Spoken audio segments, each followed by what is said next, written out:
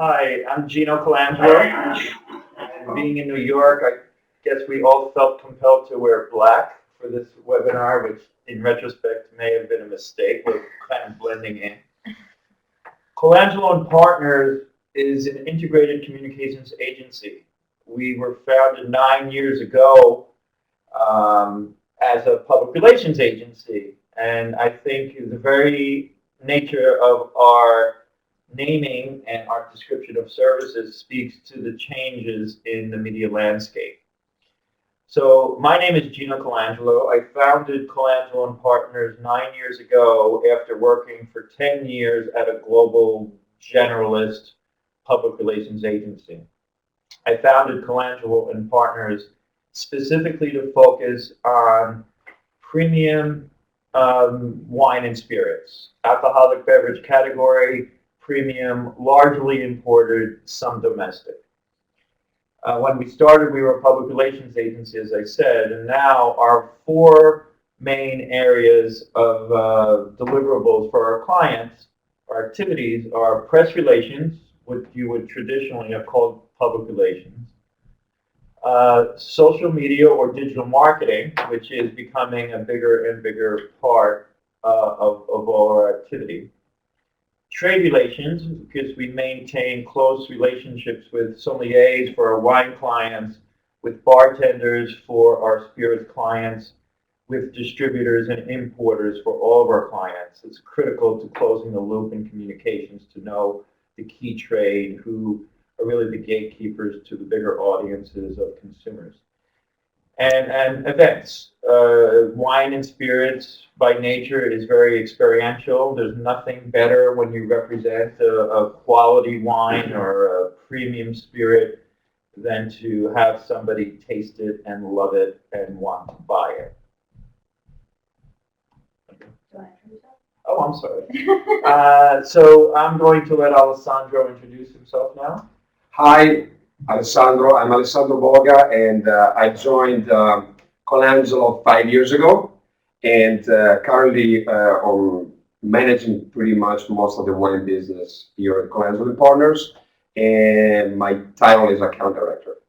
And my name is Paula Averson. I lead the digital marketing team. This month actually marks 4 years here at Colangelo, and yeah, it's very interesting, the change of the landscape, which we'll talk about further. I'd just like to make a couple of notes. Alessandro, as you might tell from his accent, is native Italian.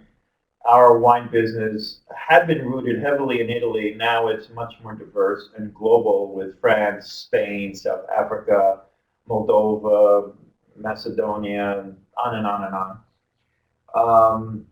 Pola is all of 26 years old. Sorry if I'm giving away your age, but I think it speaks to the nature of what we're doing in terms of digital marketing, how it is very much sort of a young person's game. So there is great chaos under heaven, and the situation is excellent. I love this quote, and I think it does describe the current landscape in media in the U.S. There's a lot of convergence. There's a lot of confusion. What is a blogger versus a journalist versus an influencer? What we like to tell our clients is, however you define that influencer doesn't matter. The point is that that influencer is going to help you sell more wine or sell more tequila, or if it's a bartender. So we don't like to draw strict definitions. The media landscape has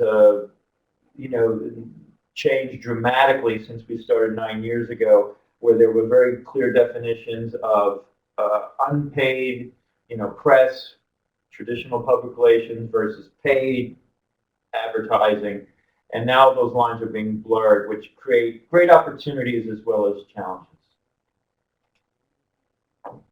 So, how is the media landscape changing? A lot of big print publications, Gourmet Magazine, Newsweek, La Cucina Italiana, which for those of us here in the New York area was a major publication with Italian cuisine, all out of business.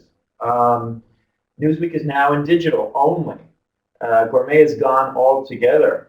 So you can't take anything for granted. I think that's the message that even the magazines that you see, Food and Wine, for example, note how they're getting narrower and narrower.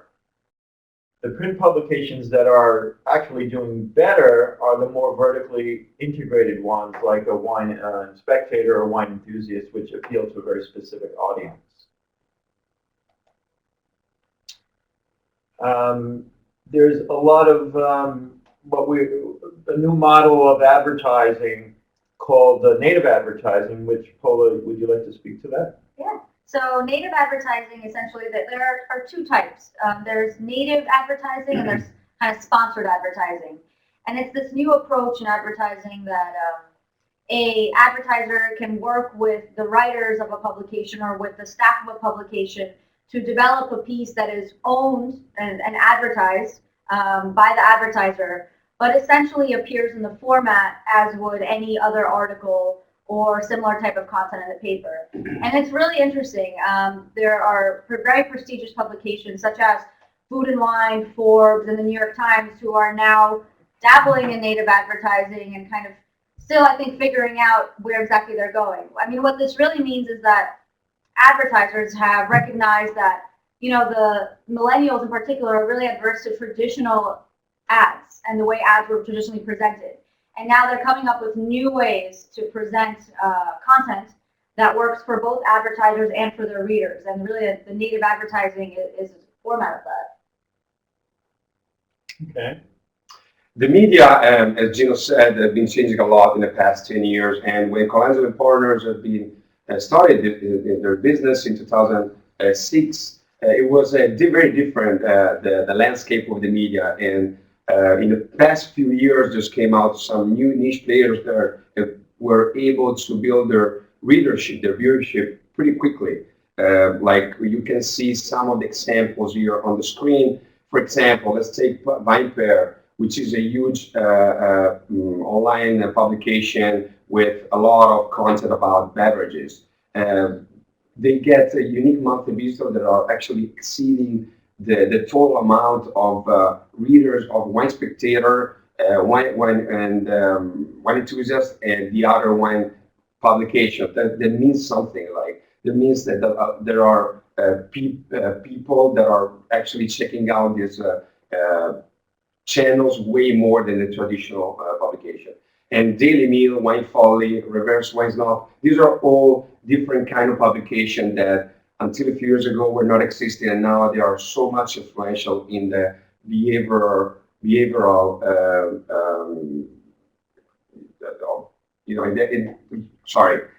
influencing the decision of purchases for consumers. I think it's also important to note that 9 years ago when we started Colangelo Partners, there were a few very obvious, very known gatekeepers, whether for wine or spirit. So in wine, if you had to find wine, you basically needed Robert Parker and James Suckling if your wine is Italian, and maybe one or two other key influencers or key gatekeepers. Now, the world is a lot more democratic and a lot more people have a voice. So millennials are not, frankly, reading Wine Spectator so much, and if they are, they're reading it online, and they're probably reading different kind of columns within it than a baby boomer might be. So the whole nature of the gatekeeper has changed dramatically with these kind of niche players, VinePair, Daily Meal, Wine Folly, etc. And I would add that many of these, VinePair and Reverse Wine Snob in particular, really grew their user base by using social media as well, which is something we'll get into. Social media, it's amazing. 9 years ago, you would think, or even 5 years ago, that you could come up with statistics such as these. 47% of Americans say that Facebook is their #1 influencer of purchases. That's incredible. That's almost 50%, of Americans are looking to social channels, specifically Facebook, before they make a purchase. And that's why it's so important to, really look at Facebook, Twitter, and Instagram, and make sure, if it makes sense for your brand, that it's something that is important and that you're really controlling your message on. 37% of Twitter users buy from a brand they follow. Again, Twitter has a huge impact, especially amongst the trade. Twitter, very important to consumers, also amongst the trade and in the influencer world. And Instagram, which has quickly this year surpassed Twitter in the amount of monthly active users. That's an example of a platform that really only established itself 2 years ago, so 3 years ago, and now has overtaken Twitter, and when we'll see how much they continue to grow as super important. And I would add there that video and anything visual is just becoming incredibly important on social media. So video has replaced a static image on Facebook, and Instagram's growth is an indicator of the power of an image. So the U.S. media landscape, what does all of this mean? We believe that integration is the future, that nobody can successfully operate in silos between I have my public relations and agency, then I have my ad agency, and then I have my event agency. There are huge lost opportunities when those disciplines aren't all integrated. They can be integrated with multiple agencies or a single agency, but in any case, the integration is the opportunity. This is what we call the Pizzo Model. Very simply, paid media is advertising. You pay a fee and you get an ad. And that might be native content, as Paula was explaining about earlier, or it might be a traditional print ad or TV spot or radio spot. Earned media is what we have traditionally called public relations or media relations. The key to earned media is creating a compelling story about your client or about your company and convincing a journalist or writer that that story merits writing about. Shared media is social media.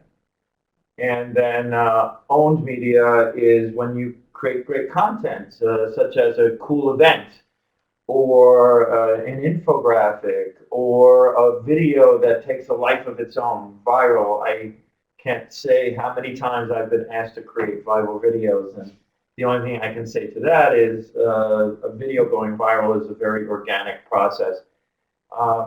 Actually, much of the media landscape today is very organic, growing in ways that you don't always control and maybe don't always want to. But I think the key to all of this is great content.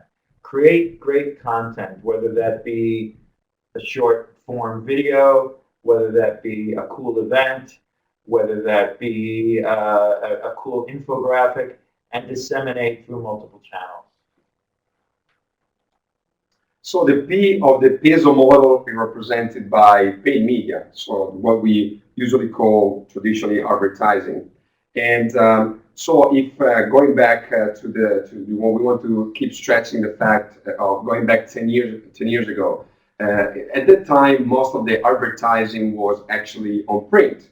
Right now, instead, every beverage marketer, before making any commitment to a publication, they should look at the ranges of different paid content is offered by the specific publication. So print ad could definitely be an important tool, but it has to be like part of the different channels where the paid content can be promoted.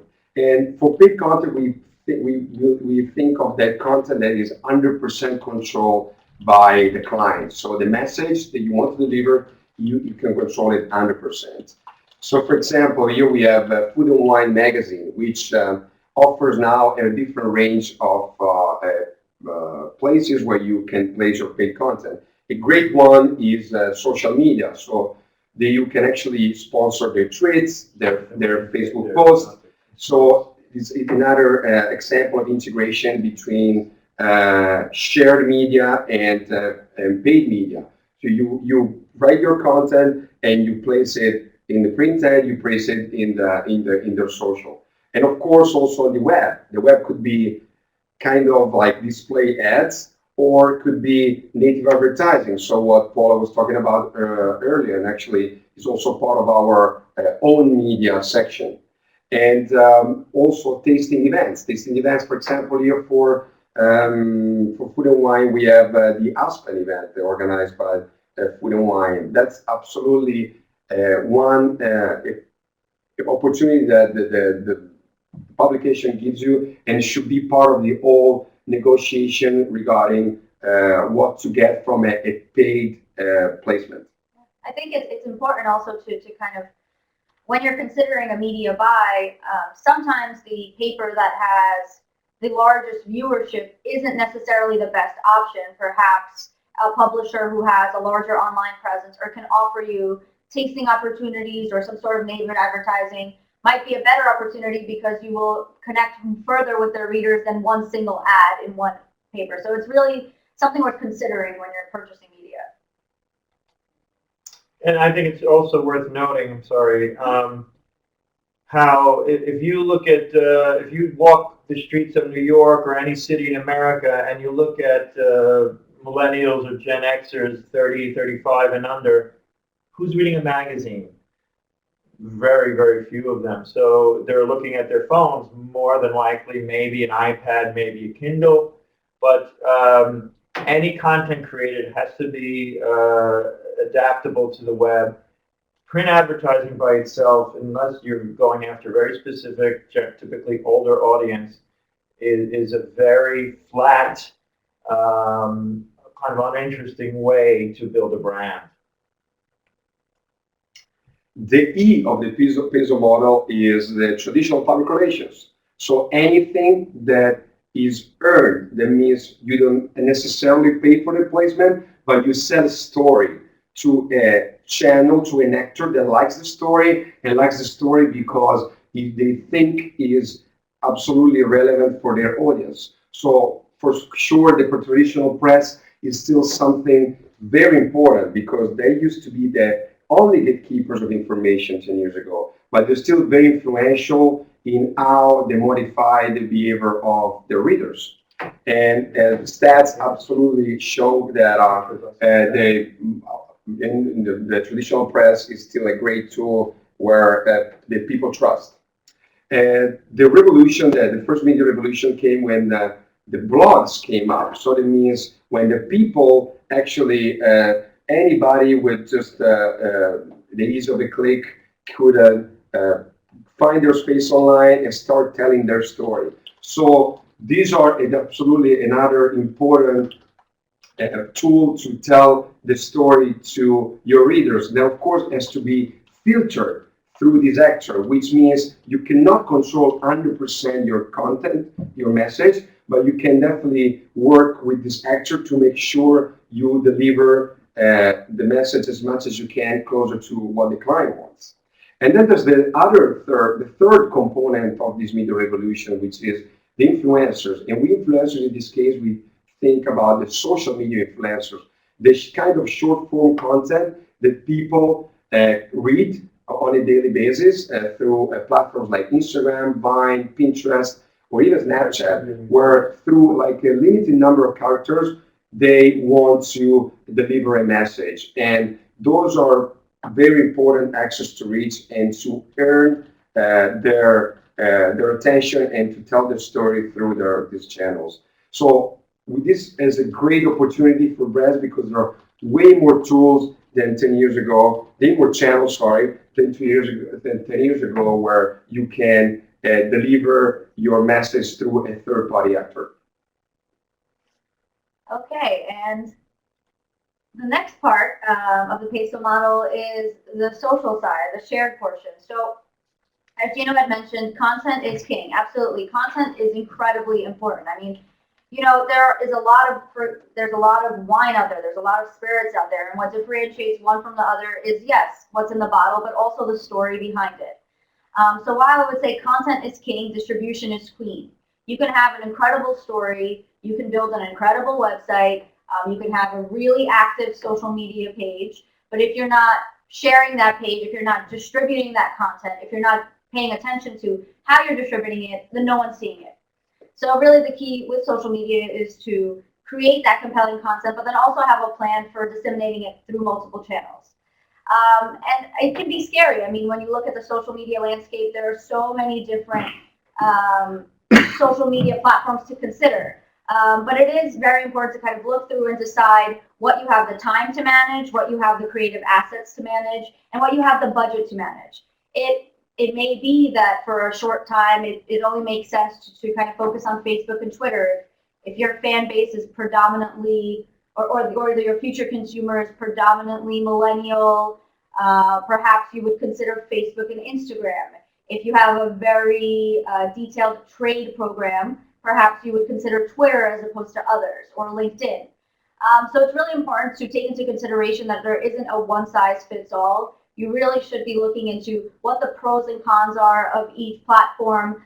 If you don't have great photography, Instagram and Pinterest, of course, may not be the platform for you. If you have beautiful photography, then Instagram is. So it's a really important thing to take into consideration.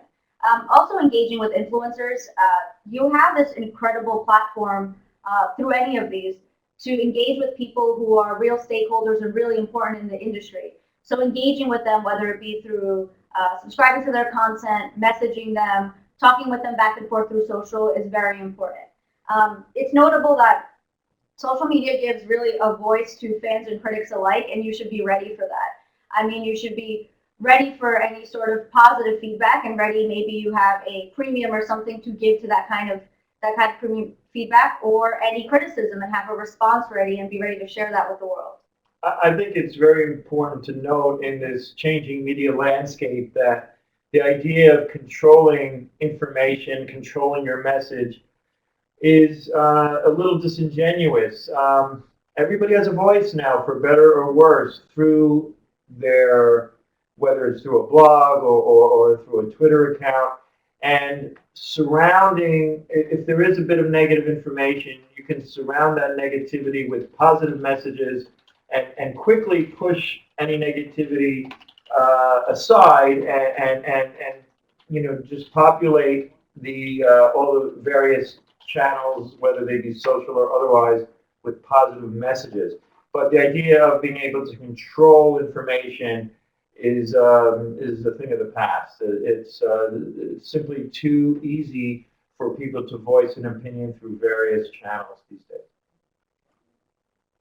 And the last the element of the Pizzo model is the owned element. And owned media is really the creation of this content.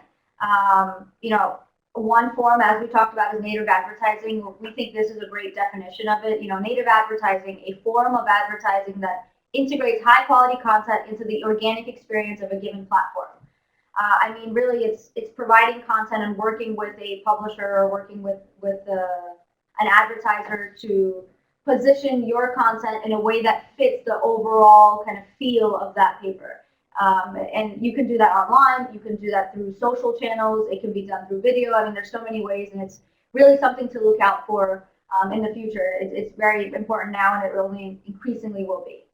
Another form of owned media that's important is user-generated content. Getting testimonials from customers, getting videos, getting photos. It's something that can be really used. Going back to that statistic, 40%, 50% of people are looking to Facebook for their purchases. And if you have people in your network sharing information about your brand, about how much they loved your product, you're making sure that not only they are enjoying it, but their entire audience. And last but not least are events. Events are really a great way to present your product, not just to the 500 people or 100 people attending an event and to give them an experience, but also then to ensure that they are then sharing that content on social media, their experience with your brand, talking about the brand with their friends, and giving people really an experience to remember.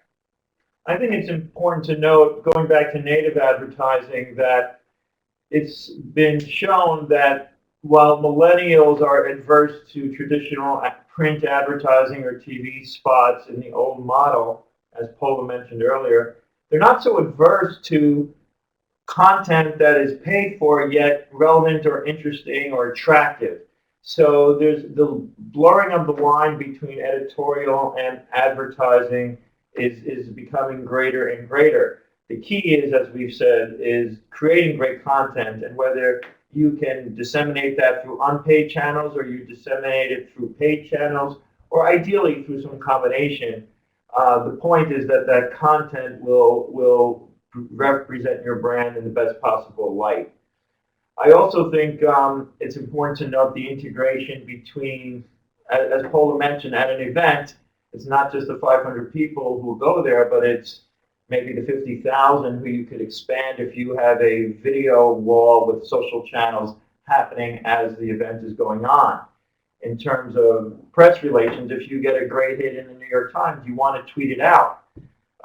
Journalists these days are encouraged by their publishers to tweet their stories, and often they are evaluated by how many Twitter follows they have. So a journalist is very, very much interested in you retweeting his or her story, because then that journalist's editor is going to look more favorably on that story. The more that story gets seen, the happier everybody is.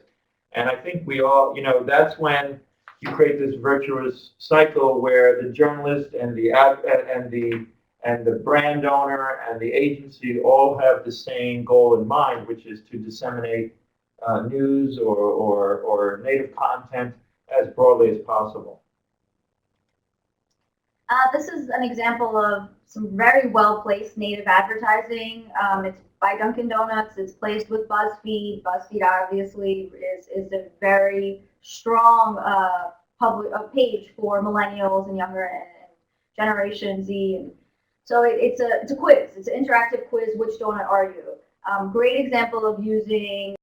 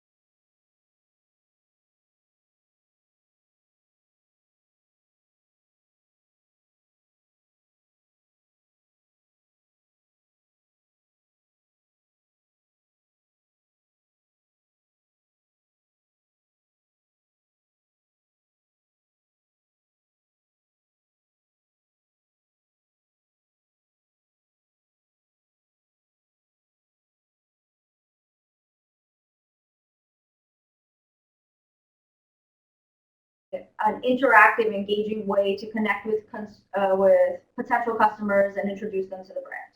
And note that every possible means of sharing through social media is very prominent in that native content placement. So just to wrap up, we firmly believe as an agency that the best way to build a brand is to create great content. Of course, that content has to be rooted in authentic, real messages. So maybe the first step is to get great clients. And we've been fortunate enough to do that. And once you create that great content, disseminate it through as many channels as you can. Different audiences, if you're selling a premium wine, you may be targeting, women in 50 plus, but you also might be targeting, urban men and, 30 to 40.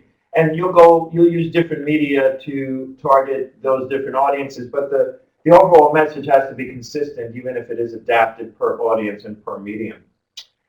That's the next point. So the messages have to be consistent. You can't try to be one thing to one audience and something else to another audience. The fifth point is a little plug for ourselves, and it applies more to the international clients that we represent. It's very hard if you're in Italy or South Africa or Argentina or Chile to understand the media landscape here, to know which influencers are the ones that are best suited to promote your particular product, to know which media are the ones which are going to be read by the audience that you believe is going to be most interested in your product. So, and we saw the channels that actually are most effective. Yeah, and I firmly believe it's rarely an either-or situation. It's more about emphasis. So Paula was talking about social channels before. Facebook, Twitter, Instagram. It's not a matter of nothing, all or nothing. So it's just a matter of emphasis. Maybe depending on your brand, you're more focused on Facebook and less on Twitter, but not eliminating Twitter altogether as a medium. So that's our presentation. If anybody has any questions, we would love to answer them, and we really appreciate your time. Thank you. Do we want to respond to that one? Zach, did you want to? I know Zach is typing in. In the meantime, I did see one question earlier from Pamela. We have just launched a new wine. We are pretty much looking for how to get this brand out there to consumers.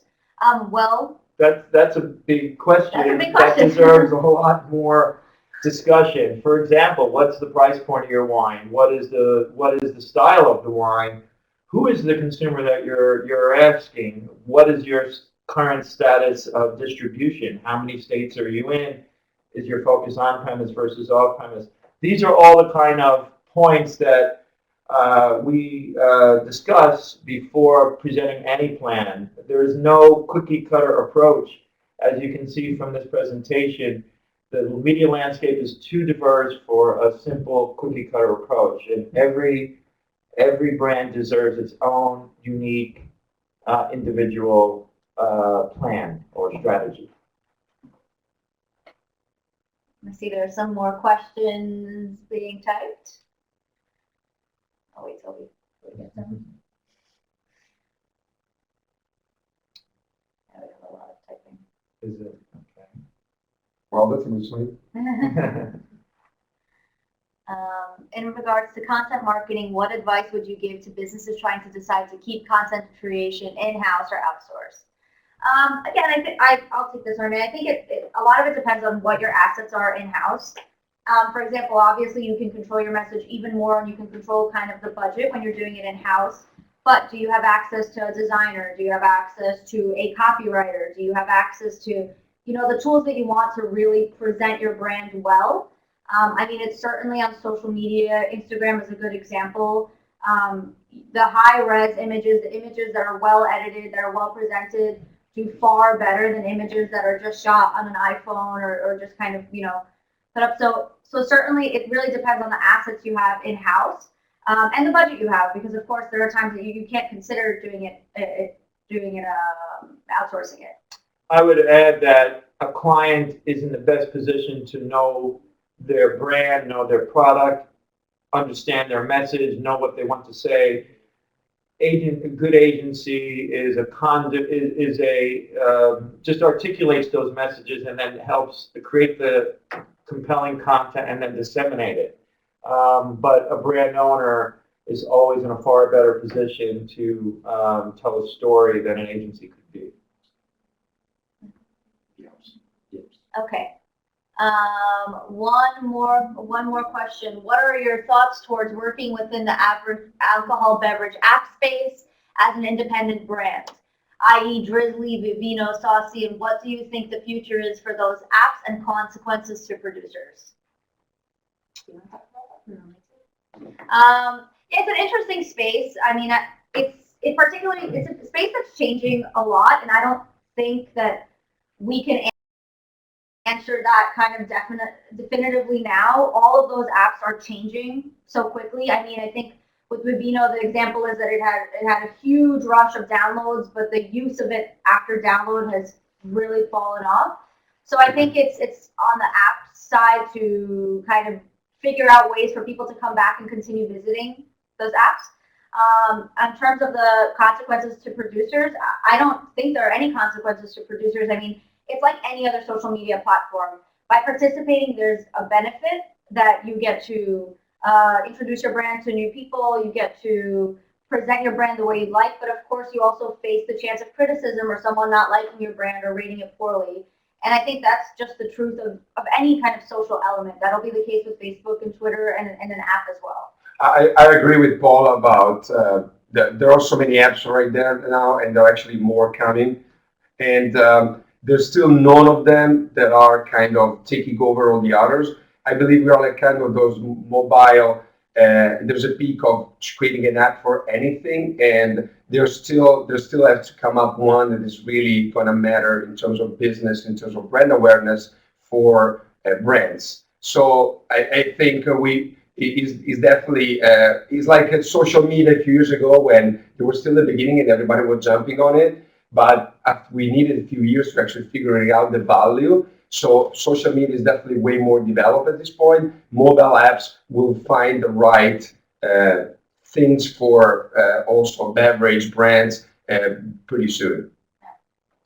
And a question. I think, I'm sorry, just to sum it up, I don't think any of the apps currently out there have figured out how to provide the value that they need to be sustainable and profitable.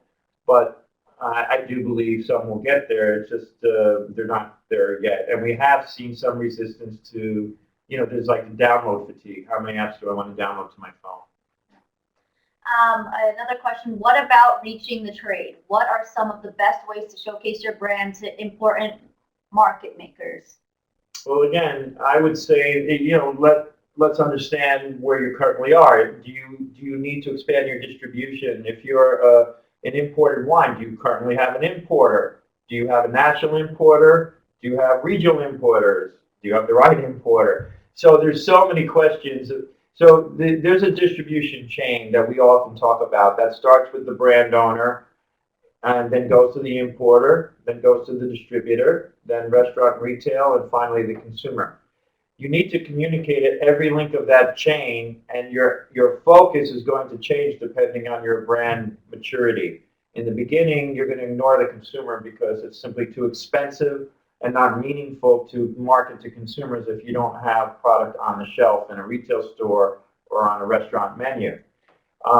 If your brand is mature and you have distribution, and yes, you need to start thinking about consumer pull. But we here at Colangelo, we reach the trade through our trade relation are represented by, first of all, events. So we do a lot of events where we actually invite the trade to come and meet the people that are actually representing the product, or we make a much more tailored and personalized approach of one-on-one outreach, for example, for the research of an importer.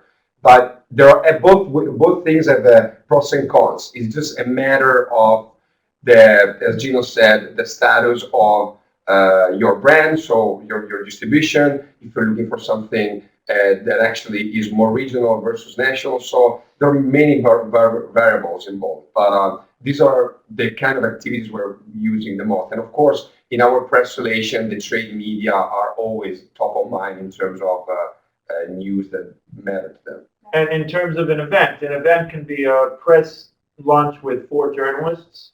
It could be a guided tasting seminar with 30 or 40 sommeliers and press, or it could be participating in a large walk-around tasting with 500 or 700 attendees. And we do all of these types of events, and we recommend them to clients based on their own unique positions in the market. I I noticed a few more questions from Pamela. Pamela, if you want to follow up with us, I know the questions are specific to your brand. So if you're welcome to follow up with us by the contact information, we're happy to kind of talk further about what makes sense. If there's any other general questions, we'd be happy to discuss. Otherwise, we might be. And speaking to Pamela, you're producing a super premium wine, you have small production, and there's very specific ways to market a wine like that are completely different than, let's say, an $18 wine that has national distribution. I mean, as we've said, every program, every strategy has to be very tailored. There is no one size fits all. There is a question. Thank you guys so much. Oh, sorry, I just wanted to cut in there and thank you guys for the presentation. It was extremely informative, and thank you for taking the time for the question and answer period. As the team said, if you want to follow up with questions that are directed at your brand or at specific questions pertaining to the world of media, their contact information is right here, and you can also find their email on the landing page for this webinar. So just thank you so much for your time, guys.